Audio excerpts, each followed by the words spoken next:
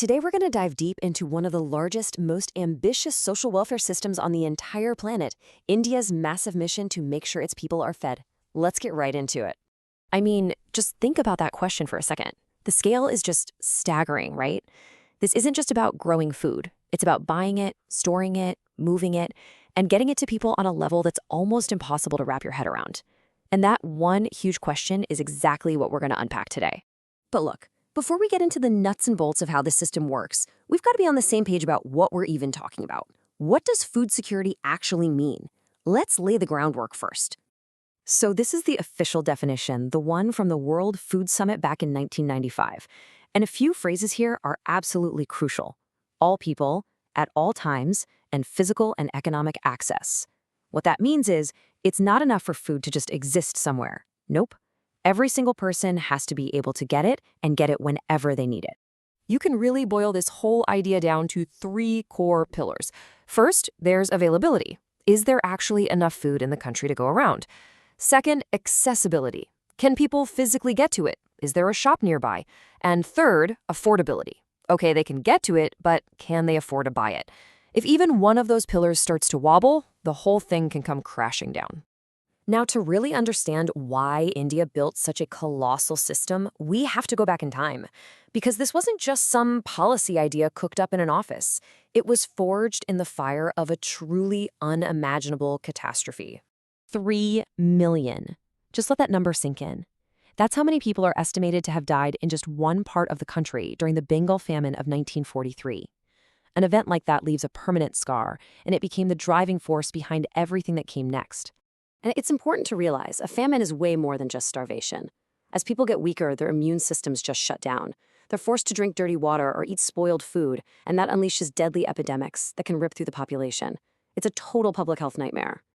But here's the thing that's so crucial to understand. The problem wasn't that there was zero food. The real issue was that the price of rice shot through the roof. And the poorest people, agricultural workers, fishermen, people living day to day, they were completely priced out of survival. They literally could not afford to eat. So with that history burned into the nation's memory, the goal became never again. And that's how India started building this massive food safety net. This is the machine, the system designed to manage those three pillars we talked about: availability, accessibility, and affordability. The first piece of the machine is the buffer stock. The easiest way to think about this is like a giant national pantry. It's a strategic reserve of grain. The government, through an agency called the Food Corporation of India, or FCI, buys up tons and tons of wheat and rice to make sure there's always a backup supply. That right there handles the availability pillar. So, a fair question is, where does all that grain come from? Well, that's where something called the minimum support price, or MSP, comes in.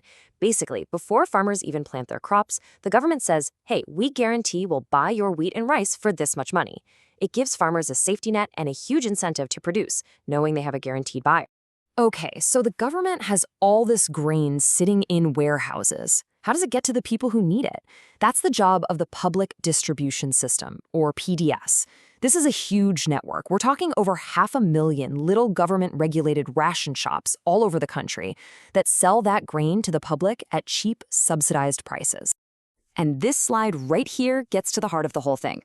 The government buys grain from farmers at the minimum support price, but then it sells that same grain to the public at a much, much lower issue price. The government covers the difference, and that's the subsidy. That is how you tackle the affordability pillar head-on. So we've seen the big picture machine, right? But how does all this policy and jargon actually affect a single person, a single family on the ground?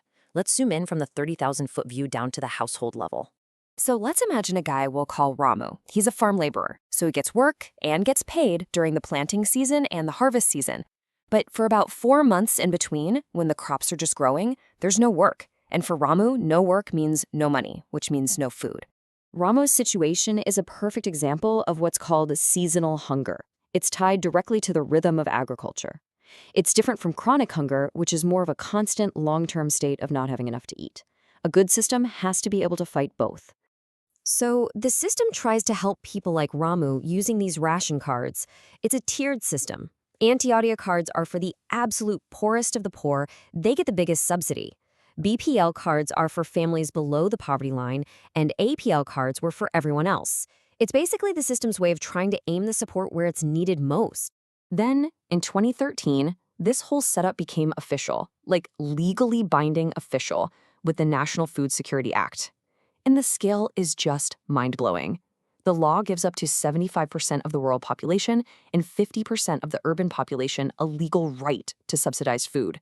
It literally transformed food from a government handout into a fundamental right for hundreds of millions of people. Now, there's no question the system worked. Its main goal was to prevent another massive famine, and it did. But that brings us to today. And today the challenges are very different and in some ways a lot more frustrating. This one quote pretty much sums up the entire paradox of India's food situation right now. Think about it. The government's warehouses, its granaries, are overflowing with food. There's more than enough. And yet, people are still going hungry. So the big criticisms today aren't about a national shortage. They're about inefficiency and logistics. You hear these awful stories of grain rotting in warehouses because there's no space or being eaten by pests. The problem isn't availability anymore.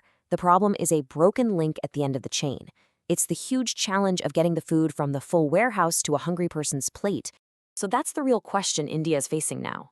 It built this incredible machine to defeat the ghost of famine. But can that same machine now evolve to solve the much trickier, more complex puzzle of day-to-day hunger? It's a shift from preventing mass death to ensuring daily nutrition. And how India answers that question? Well, that's going to be the next chapter in this amazing story.